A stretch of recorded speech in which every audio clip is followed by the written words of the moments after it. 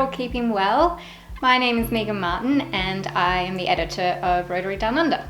I've officially been in the role for about on a year now, but I've been with the RDU crew for 15, 16 odd years. I just wanted to have a little bit of a chat with you today about the magazine and about how you can get your stories from your clubs and districts onto paper. So the first thing, the most important thing, is this, my email address. My sole purpose as editor of Rotary Down Under is to tell your stories, to be a conduit between you, our members and clubs, and the broader Rotary membership, and hopefully a potential Rotary membership. RDU exists to tell your stories to the Rotary world and beyond. But in order for me to tell your stories, I need to know about them. If you aren't sharing them with me, then I'm not sharing them with anyone else. So, aside from knowing how to contact me, I guess the next most important thing is knowing what to send me. And the answer is anything. Well, not anything. I don't want pictures of your lunch or your cat. But if you have a story that you think is interesting, that our readers would like to hear about, that will inspire our readers, then I'm always open for consideration. In saying that, we can't publish everything we receive, and there are a few things that we don't publish. As a general rule, we don't publish obituaries. I know you're all very important and will accomplish many, many great things in your time. We are all going to cross over one day, and unless you are really, really important, like, say, Donald Trump or Santa Claus, then I'm afraid we just don't have the space for all of your beautiful selves. Milestones. There are 1,323 Rotary clubs and 34,362 members in our zone, and each of these clubs and members will most likely reach a milestone of some sort. A 50th anniversary, a 100th birthday, 100,000 palmies at 100,000 Rotary meetings in a row. So unless you are throwing the party to end all parties, which raises enough money to either wipe out diabetes or Donald, then I'm afraid these are off the plate too. So what do we publish? We publish good stories about doing good. And what makes a good story?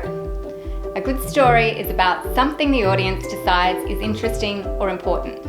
A great story often does both by using storytelling to make important news interesting. But how does that work in real terms? Well, here are a few ideas to get your stories on the page.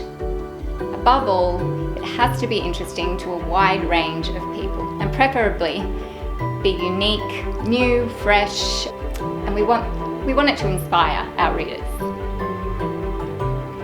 Each month we have a specific theme for our main feature, which is predetermined at the beginning of the year.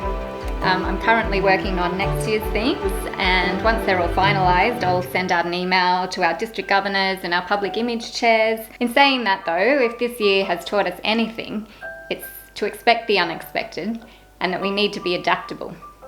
So if we have a feature on, say, education and literacy planned for September, and something random, like, say, a mutant bug that systematically shuts down the globe pops up in August, we need to be able to adapt and remain topical and relevant.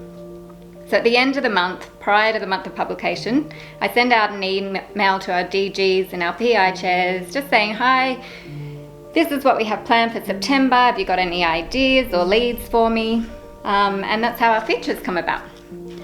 On top of these features, we also have general news and regular sections, like the news bulletin section, which is generally short, snappy, time-sensitive pieces.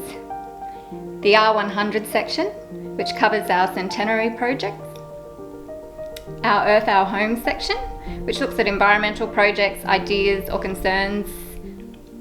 Youth.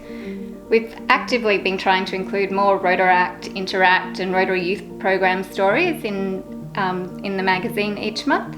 Also the Collab Hub, which showcases the incredible impact we can make when we work together, whether that be with other clubs, other districts, other countries or other organisations.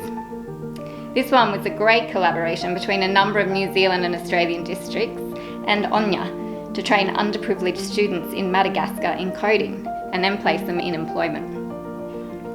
Lastly, our regular section, the Rotary Matters section, which looks at things like membership, public image, the Rotary Foundation, and basically growing our organisation.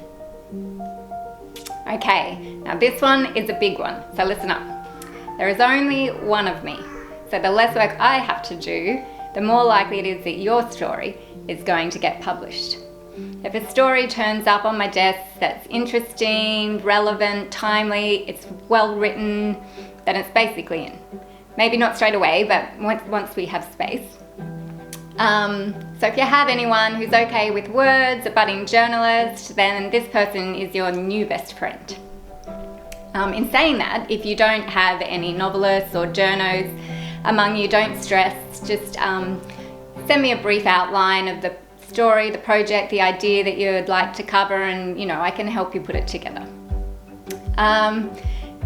So in saying that, here's just a quick little rundown on the basics of story writing. Watch your W's. Make sure you've covered all the basics: the who, what, where, when, why, and how of your project or idea. Then you have to flip the pyramid.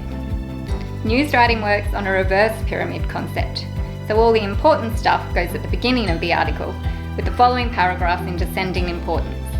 The least important bits go at the end, which serves two purposes. A, most readers never make it that far anyway, and B, it makes it a lot easier for me to cut the article if it's too long or if we just don't have space to fit it in. Which brings me to my next point, word length. So I actually take back my previous comment about novelists. No offense to any budding novelists, but please don't send me a novel. We try to include as many of your stories as we can, so we really just don't have the space for long articles. And no one really wants to read through the nitty-gritty of all your bits and pieces of projects anyway. Our general rule is around 300 words per article, but where we can be open and flexible, give or take on the actual story or project. So to keep this in perspective, remember your first kiss. Keep it simple, stupid. Okay, so it was a design principle thought up by the US Navy in the 60s, but the same principle applies to writing. Most systems and stories work best if they are kept simple rather than made complicated. Da Vinci said it, Shakespeare said it, Coco said it, and this guy said it too.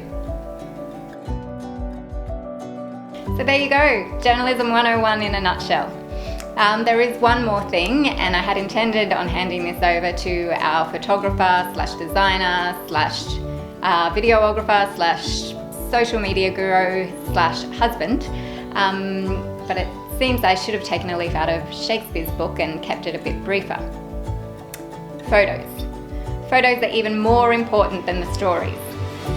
I can fix the badly written story, but even Maurice can't fix a badly taken photo. So please, when you are working on your projects or events, think about how best to portray them to other Rotarians, to the broader public, because images are exactly that. They're our public image. So please make sure you make us look good while we're doing good. Thanks guys, hope you enjoy the rest of your weekend, and I hope to hear from you all soon here.